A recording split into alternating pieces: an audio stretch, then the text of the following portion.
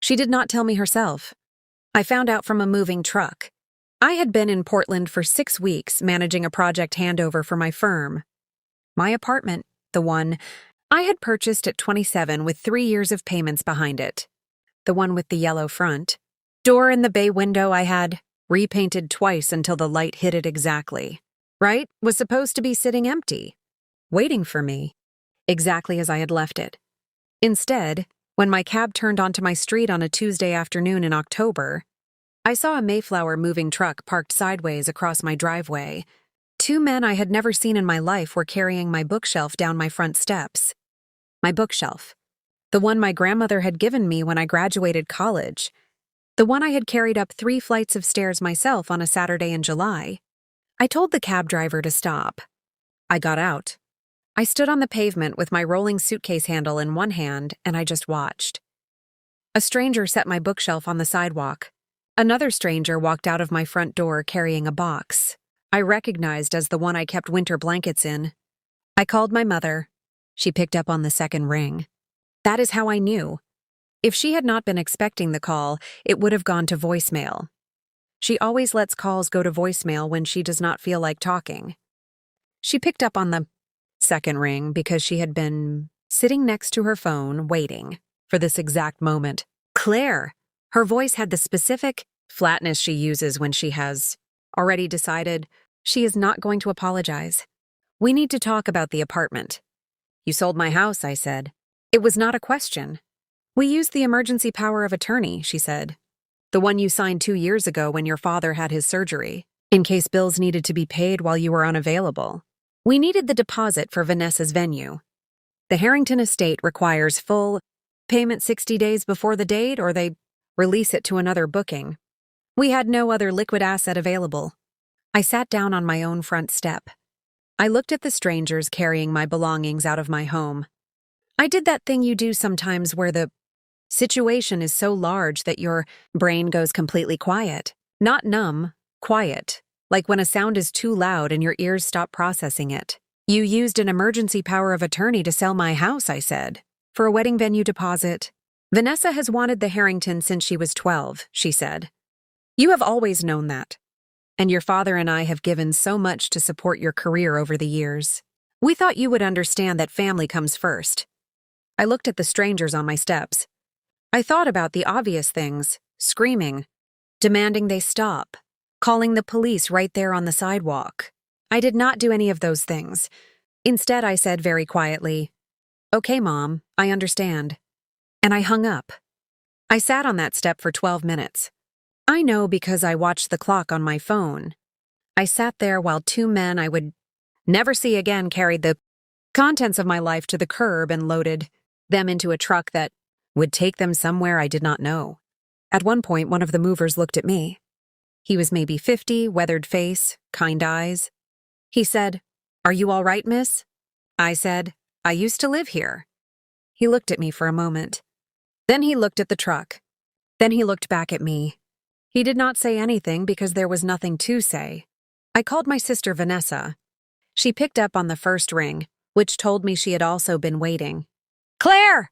Her voice was bright, in the specific way it gets when she wants something to feel normal that is not normal. "I know this is sudden. I want you to know we really thought about it and—" "Vanessa," I said, "that is my house. It is an investment asset in the family estate," she said. "Dad always said it was a family investment when Grandma helped with the down payment. And you were going to be in Portland for months. And the venue deposit was non-refundable if we missed the window, and this is my wedding, Claire.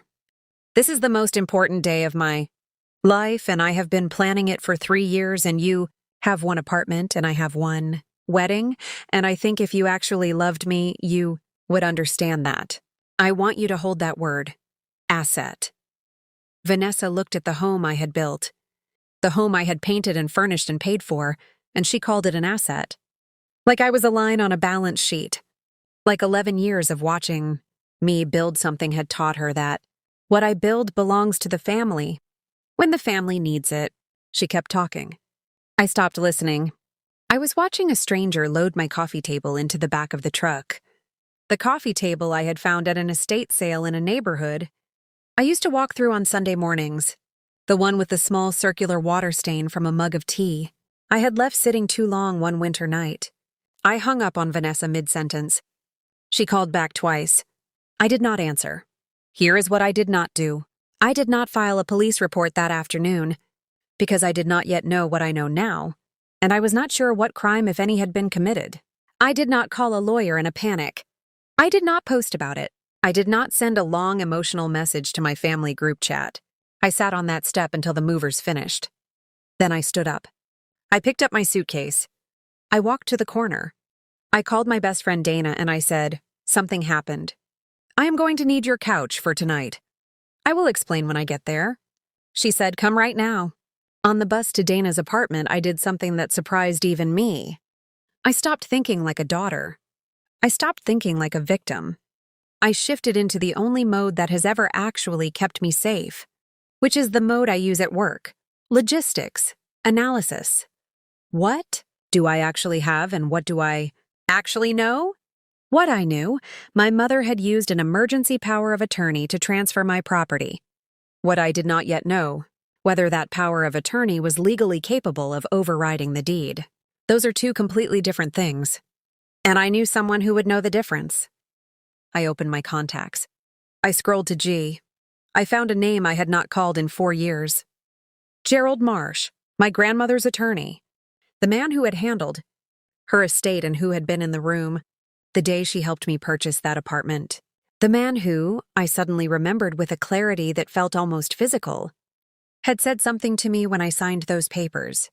He had said, "Claire, your grandmother asked me to include something in the deed.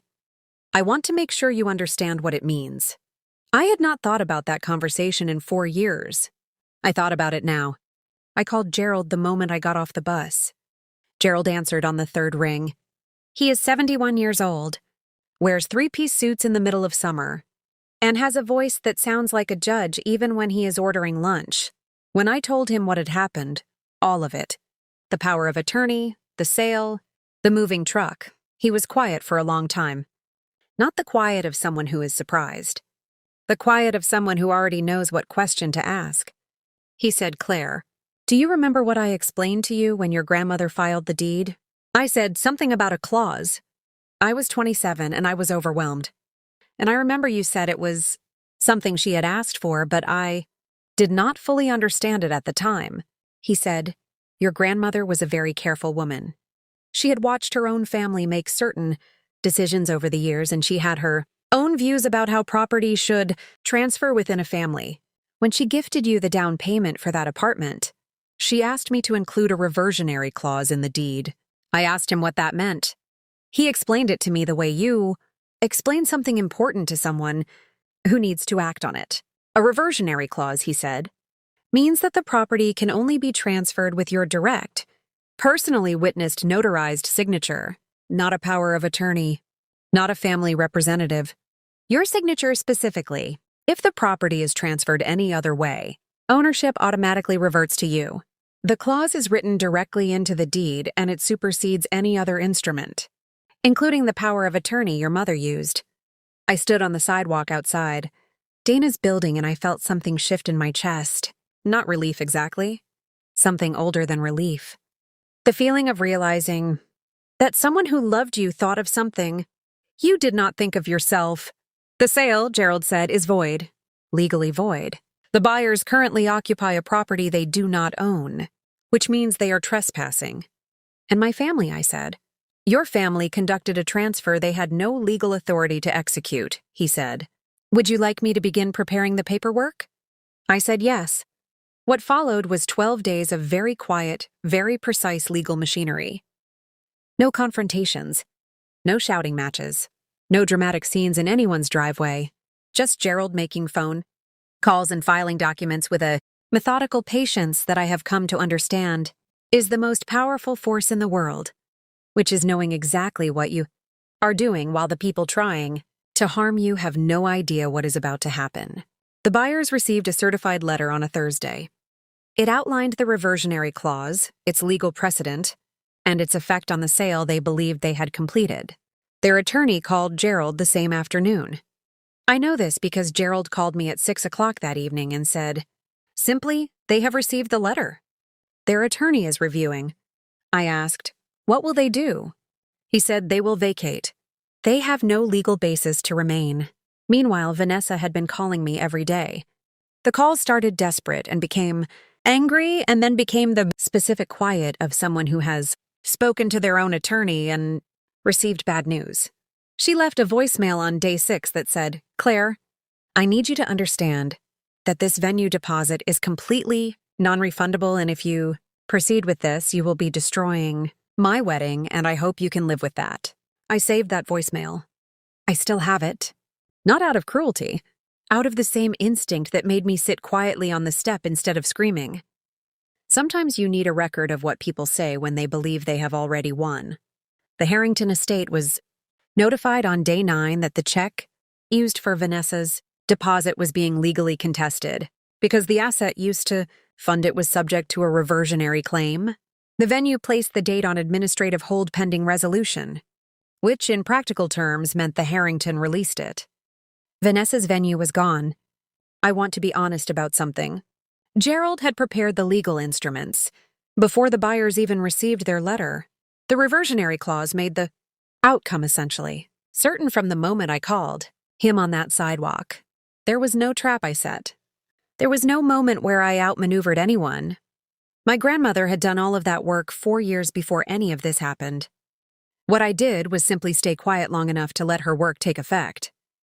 The buyers vacated on day 11. Their attorney negotiated a full refund of the purchase price from my parents, who were legally required to return the funds because the sale was void. My parents did not have the full amount liquid. They had already moved a portion of it into Vanessa's wedding account. The resolution of that took an additional 3 weeks and required them to liquidate a separate investment account. My mother called me during that period. She called 3 times. The first call, she cried. The second call, she was angry. The third call, she said something I did not expect. She said, Claire, your grandmother told me about that clause when she had it filed.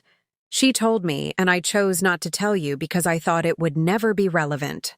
I thought we would never need to do something like this. I said, why did you do it, Mom? She was quiet for a moment. Then she said, because Vanessa asked me to, and I have never been able to say no to Vanessa. I said, I know, and I hung up. The legal resolution completed on a Wednesday morning. The buyers were made whole. My parents absorbed the loss. The deed was confirmed in my name with the reversionary clause intact and a notation of the attempted transfer, logged in the county recorder's office as a matter of public record. Vanessa's wedding did not happen at the Harrington estate. It happened 6 months later at a different venue, a smaller one, and I was not invited. I found out through Dana, who had been told by a cousin. I did not feel what I expected to feel when I heard that. I did not feel satisfied. I did not feel sad. I felt something closer to tired. The tiredness of someone who has spent energy on something they should never have had to spend energy on. I had the locks on the yellow front door changed that Wednesday afternoon. I stood in the empty apartment and I looked at the bare walls and the marks on the floor where furniture had sat, and I understood that I was going to have to refurnish most of it, that the movers had taken things that were not inventory, that some of it would never be recovered. I found the bookshelf 2 weeks later. A woman in my neighborhood had purchased it at an estate sale. The moving company had apparently sold off items they were told to dispose of. She was very kind about it. She gave it back for what she had paid, which was $40. I carried it up the stairs myself. I set it against the wall in the exact spot it had always stood. I put 3 books on it, the only ones I had with me, and I stepped back and I looked at it.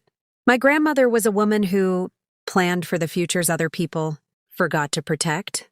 She sat in a lawyer's office in 2019 and she added 4 lines to a deed because she knew that love inside a family is real, but it is not always enough. And that the most important thing you can do for someone you love is build them a floor that holds even when everything else falls away. She built me a floor. It held. And I will spend the rest of my life making sure that when people I love stand on something I have built, it holds for them too.